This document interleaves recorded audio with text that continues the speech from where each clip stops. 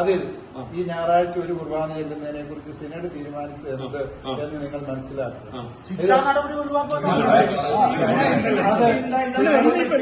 സിനഡിന്റെ തീരുമാനമാണോ അല്ലയോ എന്ന് അപ്പോൾ നിങ്ങൾക്ക് മനസ്സിലാവും.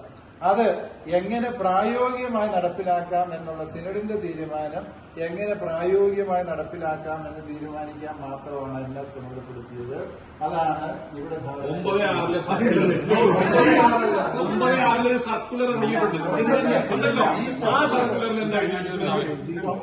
കഴിഞ്ഞാണ് 21 ഓൺലൈൻ സിനഡ് നടന്നതിന് ശേഷം 21 നടന്നു. 21 ഒരു സിനഡാന്റെ സർക്കുലർ ഇറങ്ങി. അതിന് ഒരു കുർബാനയെങ്കിലും ചൊല്ലി തുടങ്ങുന്നവർക്ക് ശിക്ഷാ നടപടികൾ ആണല്ലോ ഈ സമവായാണ്. ശാന്തമാണ്. എന്റെ മറുപടിയാണ് ഞാൻ പറയുന്നത്. നിങ്ങൾക്ക് തൃപ്തികരമായിട്ട് എനിക്ക് മറുപടി പറയാൻ പറ്റില്ല. ഈ ചോദ്യങ്ങൾ വെച്ചിട്ട് സഭയുടെ ഭാഗത്തു നിന്നുള്ള മറുപടി എനിക്ക് പറയാൻ പറ്റുള്ളൂ.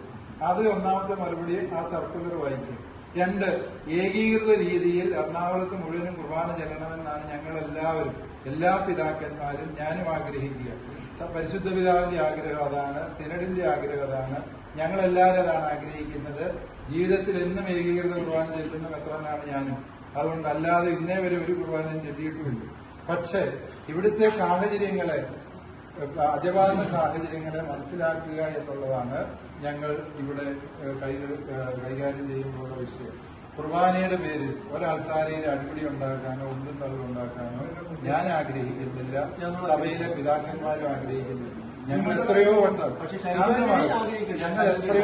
ആവർത്തിച്ച് പറയുന്നു, ഈ കുർബാനയാണ് നമ്മൾ ആഗ്രഹിക്കുന്നത്. ഇനി അത് ചെയ്യുന്നതിനുള്ള ബുദ്ധിമുട്ടുകൾ പറയുമ്പോഴാണ് സിനഡ് ഇതൊരു തുടക്കം എന്ന നിലയിൽ ഞങ്ങൾ ഇത്തവണയും പറഞ്ഞെന്താ, അങ്ങനെ ചൊല്ലി തുടങ്ങും എന്നാണ് പറയുന്നത്. കാലാവധിയെ കുറിച്ചൊക്കെ കൃത്യമായി മുമ്പത്തെ സിനഡിൽ പറഞ്ഞിട്ടുണ്ടോ?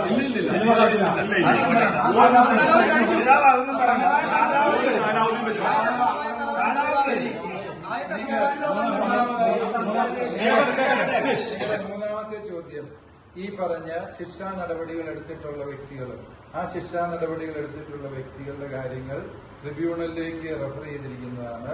ട്രിബ്യൂണൽ അത് സമയബന്ധിതമായി പൂർത്തിയാക്കി അത് ഞങ്ങൾക്ക് എന്താണ് നടപടി എടുക്കേണ്ടതെന്ന് പറയും. എന്നിട്ട് ആ അച്ഛന്മാരൊന്നും കുർബാന ചെല്ലുന്ന പിതാവിന്റെ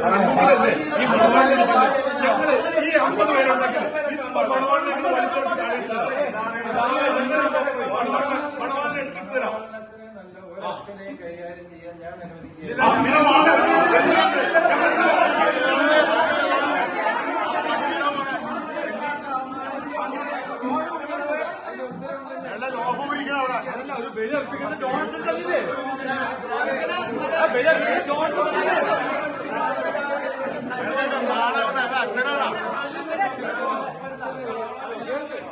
സസ്പെൻഷനിലുള്ള ഒരാള് അതിനെ ധിക്കരിച്ചുകൊണ്ട് വിശുദ്ധ കുർബാന അർപ്പിക്കുന്നത് കൂടുതൽ ഗൗരവമാണ്. ആ സസ്പെൻഷനെ കൂടുതൽ ഗൗരവമുള്ള തെറ്റാക്കി മാറ്റുന്നു. അവർക്കെതിരെയുള്ള ശിക്ഷാ നടപടി എന്താണ് എന്നുള്ളത് പരിഗണിക്കുമ്പോൾ ഈ അനുസരണക്കേടും അതിൽ പരിഗണിക്കപ്പെടും.